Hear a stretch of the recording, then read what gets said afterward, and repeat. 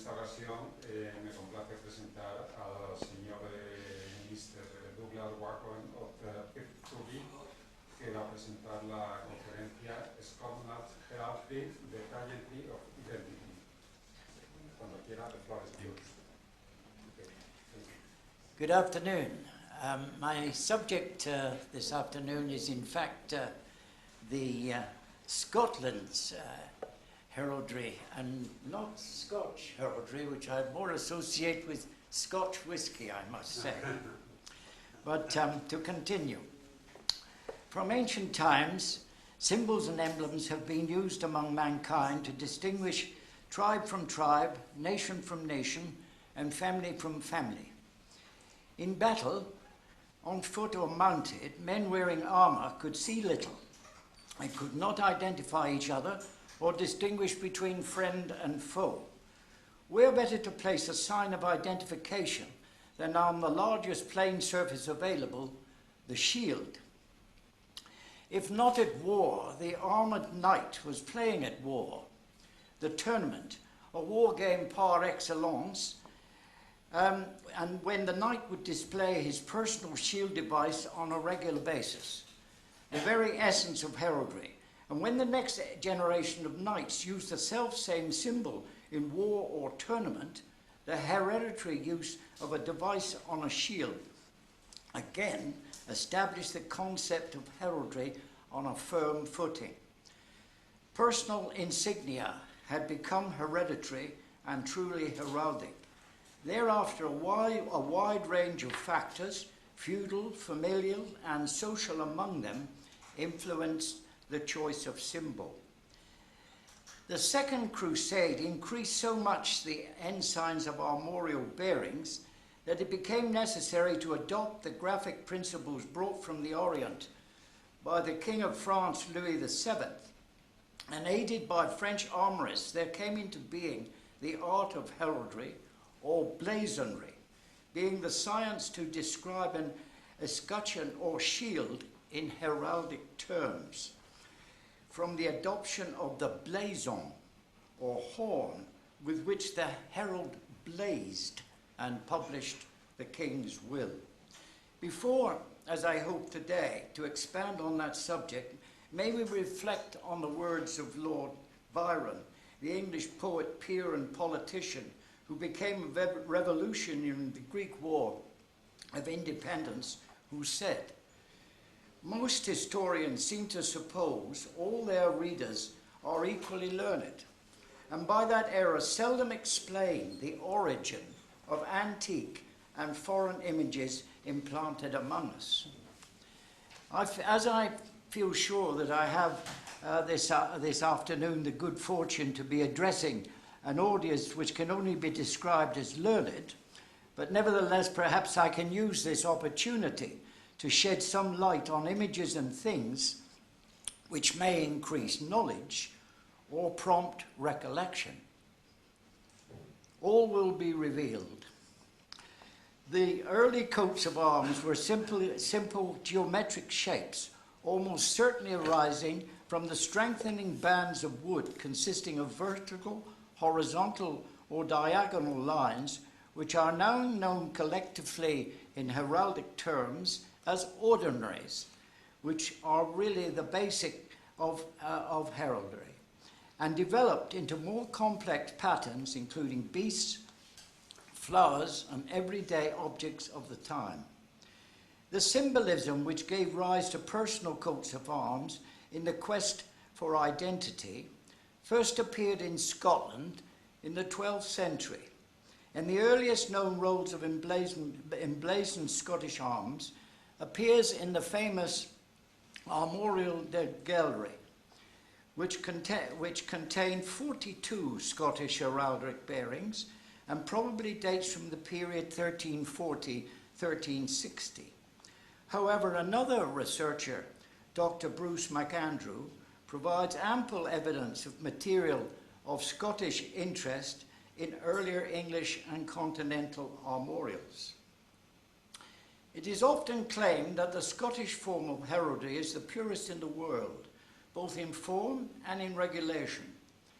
Both of these matters are within the domain of one of the great officers of state in Scotland, the Lord Lion, King of Arms.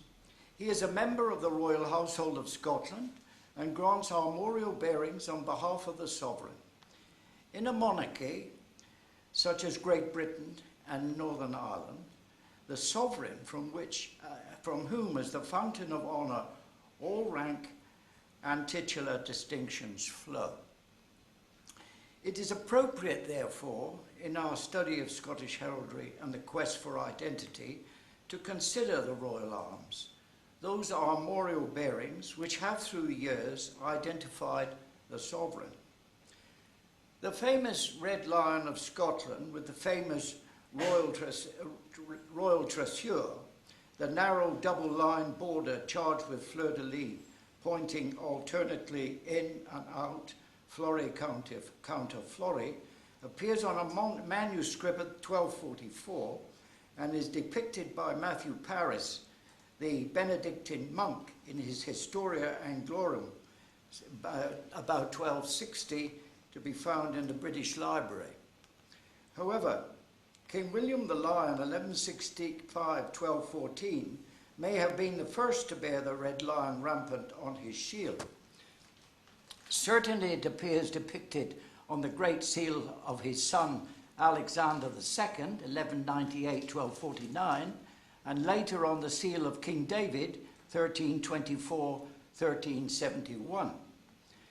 There followed some time later an attempt by the Scottish Parliament to get rid of the royal tressure, passing an act stating the king ordained that in time to come there should be no double tressure about his arms, but that he should bear whole arms of the lion without any more.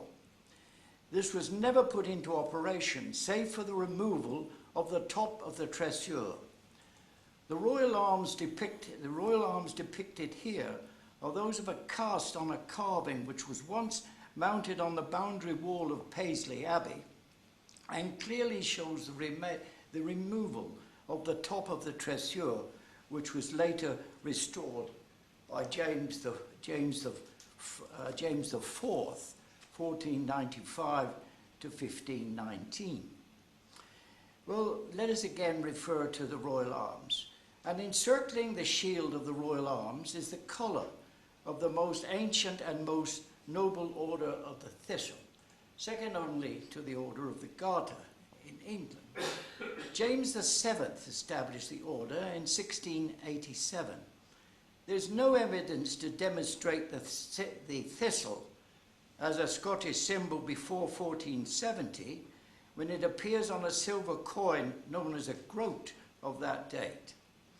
James II had the thistle depicted on a sacred banner dedicated to St. Andrew, the Apostle, or the titular state of Scotland, and hence it became the national flower of Scotland. Although the arms of Scotland have remained largely unchanged, it was James VI who became James I of England in 1603, following the union of the crowns, who introduced an English lion as supporter for his Scottish arms, and one of the unicorns was sent south of the border and incorporated in the English arms to show that the countries were indeed united. The unicorn has long been a symbol of Scotland's identity, and indeed was first used in an early form of the Scottish royal coat of arms by William I in the 12th century, perhaps because in Celtic mythology the unicorn of Scotland symbolised innocence and purity, and was also seen as a symbol of masculinity and power. Also proudly forming part of the royal arms is the Scottish national flag, the St. Andrew's Cross, which is perhaps the most often observed image of Scottish identity. The flag of Scotland, consisting of a white saltire on a blue field, or as defined by Act of Parliament, azure, saltire, argent, and so recorded azur, saltire, argent, and so recorded in Lion Register as the arms proper and peculiar to the Kingdom of Scotland. But also one of Scotland's most recognisable symbols is the banner of Scotland, or more commonly, the ruddy lion rampant of Scotland, historically known as the Royal Standard of Scotland, or even the banner of the King of Scots. Used historically by Scottish monarchs, it differs from Scotland's national flag in that its correct use, apart from the monarch, is restricted to only a few gate officers of state, including the Lord Lion. Any unauthorised use is an offence by law, and in 1973, a merchant was fined £100 a day for using the banner wrongfully as a design on bedspreads. Heraldry in Scotland has from time beyond memory, and certainly as recorded from 1318 or thereabouts, when King Robert the Bruce appointed a Lord Lion, been overseen by the Lord Lion King of Arms, a great officer of the state, as I have said, and there are records of all subsequent Lords Lion. The one-time Lord Lion, Robin Blair, described the responsibilities of the Lord Lion as threefold. One is to exercise what is called the royal prerogative in granting coats of arms in Scotland. The second, to operate a judicial function as a court, to ensure that arms are used lawfully, and to make judicial decisions in relation to the right to arms, titles and dignities. And thirdly, is responsible for state ceremonial, such as the opening of the General Assembly of the Church of Scotland and elsewhere, and related service in St Giles Cathedral. The Lord Lion holds his post directly from the Crown, although his precise powers were not set down until the Statute of 1592. But he now acts daily under an Act of the Scottish Parliament dated 1672, which established a register of arms called the Public Register of All Arms and Bearings in Scotland. And this is maintained today, and which has been described as the most magnificent heraldic document in Europe. The Lord Lion is permitted to grant arms to any virtuous and well-deserving person with Scottish connections, and he has the final word as to what form the arms should take. There is no such thing in Scotland as a family coat of arms, and Lord Lion ensures that no coat of arms is like any other. Several people of the same name and sharing the same coat of arms would be totally confusing. In Scotland, where the clan system long prevailed, almost all arms granted to persons of the same name are based on the arms of the chief of that name, even though no blood relationship can be proved. However, distinctions known as differencing there had to be, sometimes referred to, sometimes dealt with as a change of colour or tincture, or by the introduction of a chevron or some other device. As the number of armatures became greater, they developed a system of bordures or borders to act as differences. At that point, it should always be remembered that arms once validly acquired, like other property, become as much a person's property as anything else he possesses. And in Scotland, this exclusive right of property in armorial bearings is a serious legal fact. Misuse of another's coat of arms is an offence liable to action and penalties in Lion Court. This right of exclusive property was recently exemplified when the attention of Lion Court was drawn to President Trump's attempt to brand a new golf course in Aberdeen with arms that had been registered with the court. The arms used by, arms that had not been registered with the court. The arms used by President Trump were a near identical copy of arms granted to Joseph Edward Davies in 1939 and were therefore not available to be used without breaking the law. Arms were subsequently granted, suitably differenced, to avoid any such breach to Trump International Golf Course Limited in 2012, which indicates the authority of Lord Lyon to grant corporate arms in addition to personal arms. There are numerous other instances where unlawful use has been terminated on the command of Lord Lyon, and perhaps the most spectacular of which being when a number of heraldic stained glass windows were removed from Glasgow Cathedral. And in 2015, Ayr United Football Club was referred to the court of Lord Lyon for the use of unregistered arms in its crest, and League One side Airdrieonians also fell foul of heraldic law and were forced to alter their badge.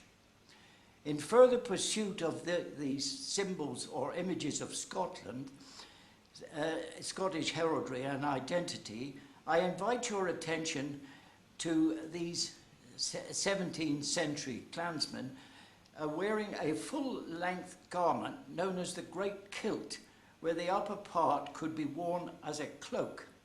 From this there later emerged in the 18th century the small kilt, which was essentially the bottom half of the great kilt, worn here in great style by this modern-day Scotsman, and displaying his tartan.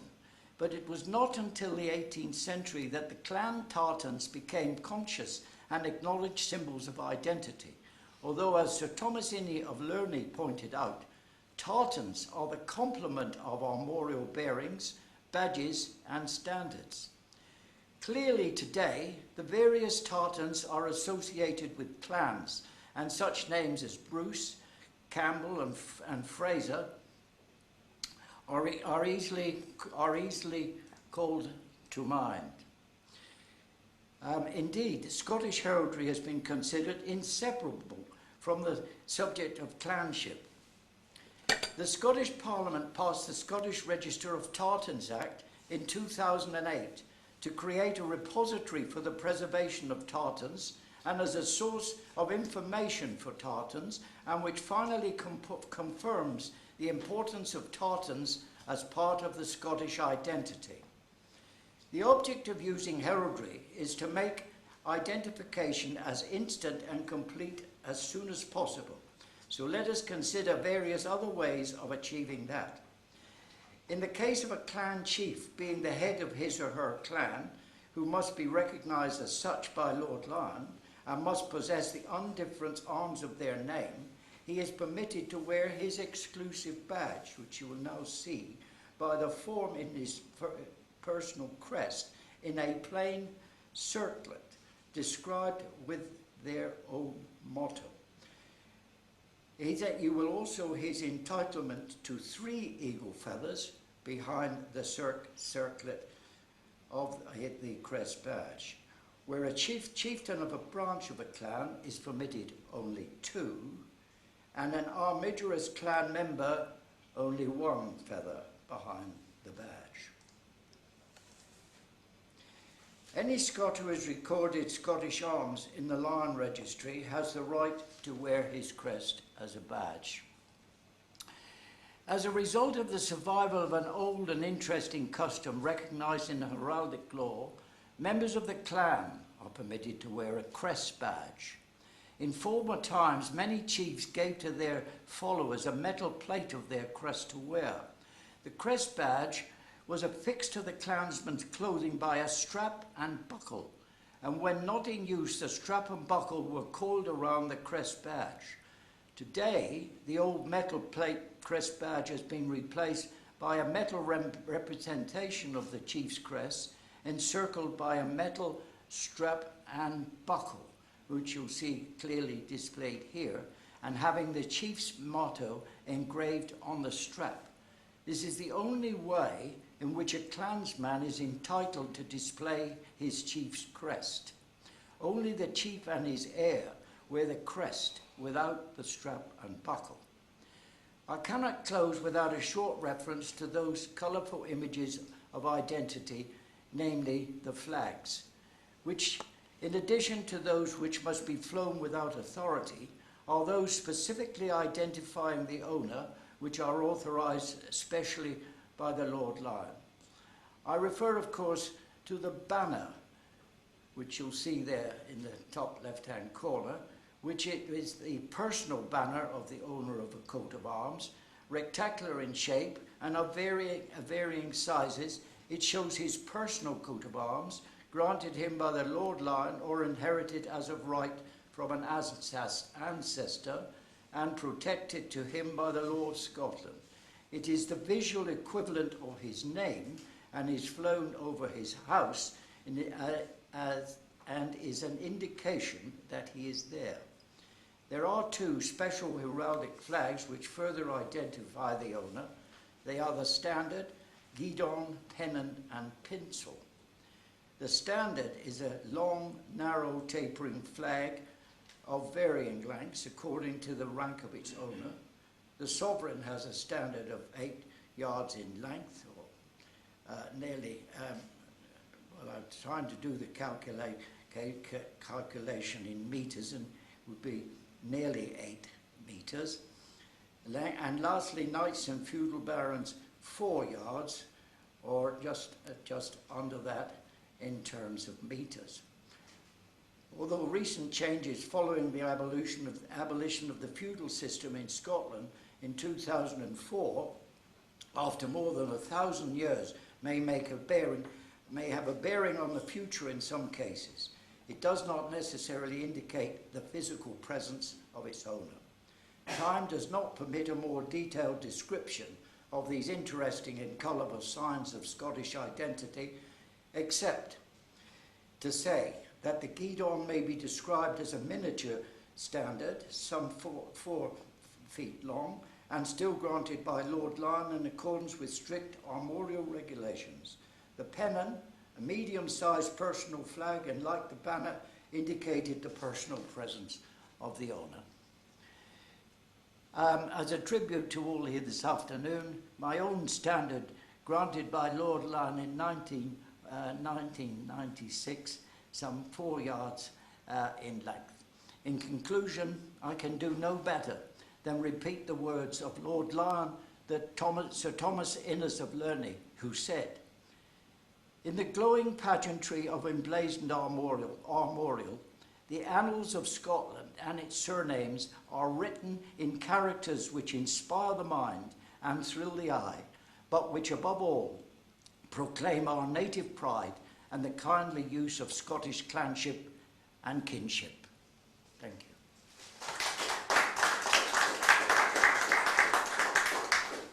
Thank you very much for your interesting and illustrative conference about the Scottish Heraldry. Is there any question to Mr. Douglas? No question, so thank you very much again. Thank you.